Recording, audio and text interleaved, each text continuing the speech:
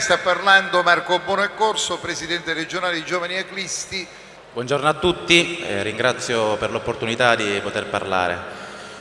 Parlo a nome del movimento giovanile regionale delle Acli, movimento che da parecchi anni collabora con tutte le istituzioni, anche con l'istituzione regionale, per far fronte a tutti quelli che sono i problemi dei giovani oggi. Vorrei intanto far seguito alle richieste organizzative di tempo e quindi sarò brevissimo.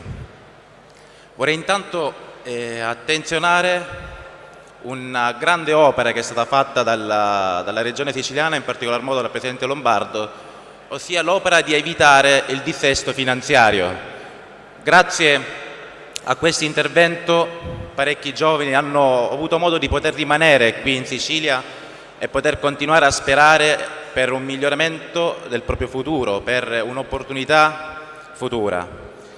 È chiaro che dobbiamo anche andare avanti, non pensare a quello che si è cercato di evitare, quindi il dissesto, ma bisogna pensare anche di costruire per le nostre classi giovani, per il futuro lavorativo dei nostri giovani.